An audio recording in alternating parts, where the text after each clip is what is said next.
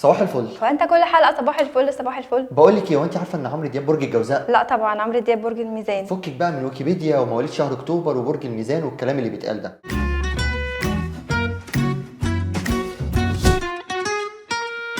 اللي يقول انا عايش ومش عايش دي حدوته تخوف اصلا لاي حد بيتكلم معاه، وفكره انك تيجي تقول انا رايح فين انا راجع تاني ده جوزاء، في دلالات وامارات بتبان كده في القصه دي خليك تقلق. وبعدين ده هضبه فمسؤول عن قراراته وهو عارف هو رايح فين. لا مش مصدق. يعني عارفه زمان عمرو دياب لما كان كبير كان عامل اغنيه اما هو لما كان كبير، هو دلوقتي في شنب اعدادي اللي هو عامله اليومين دول، هو بالنسبه لي لا ده عنده مرض براد بيت وانا مقتنع بالقصه دي، ما تقوليش ده فيلم بس. هو كان عامل اغنيه بيقول احبك اكرهك اسيبك اندهك اعلق نفسي بيكي ولا اعمل فيكي ايه اضمك ابعدك لحد اخر الاغنيه. كوره يويو اقسم بالله احنا مسؤولين معاه فيها، لا عارفين هو عايز ايه ولا مسؤول عن قراراته. جوزاء. خلاص اقنعتني. عمرو دياب كان عامل اغنيه بيقول تفتكريني او تنسيني ما بقاش فيكي شيء يغريني، قام جاي بعديها عامل ايه ده لو اتساب لا ده انا يجي لي تعب اعصاب. واقسم بالله احنا اللي اعصابنا تعبت في دي وفي دي. ده غير طبعا بقى واللي ياكد كلامي عشان تقتنع وتصدقي ونقفل الباب ده، عامل اغنيه مخصوص بيقول باين حبيت. جوزاء.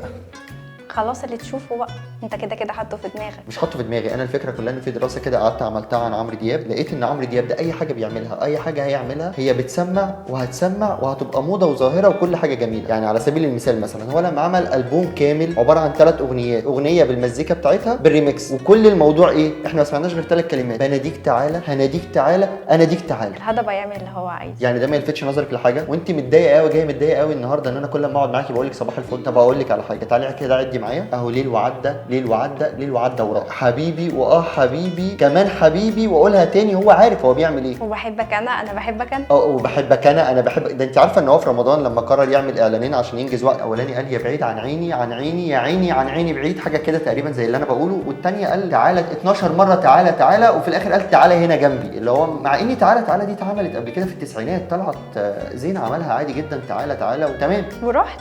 لا انا كنت قاعد مستني جنب روبي بصراحه، محدش يسيب روبي. طب انت عارفه بمناسبه الاغراء والحاجات دي، انت عارفه ايه اللي بيغري ابو عبد الله في البنت ايه؟ ايه ده ايه؟ لا استني بس وما تخليش دماغك تروح لبعيد. يجمل عيون واحلى عيون صحيتي ليه للعاشقين، ادي واحد. قمرين دول ولعانين. 3 الله على جماله فيه كده، الله انا قلبي كان في حاله شاف عيونه تاه. وده غير بقى عندك 4 شفت الجنه انا في عينيها ازاي اسيبها واعيش في النار ده اصلها بتفرق والناس كلها عارفاها. رقم 5 بقى معانا قال اجمل عيون في الكون انا شفتها. زي ما قلت لك يا بنتي هو دكتوراه في العيون. ما قلت لك يعمل اللي هو عايزه يا ستي هضبه وظاهره وحاجه جميله وبيعلي على اي حد. ده لما ابنه قرر يعمل اغنيه دخل يعلي عليه بصوته عادي جدا. هضبه. الهضبه الوسطى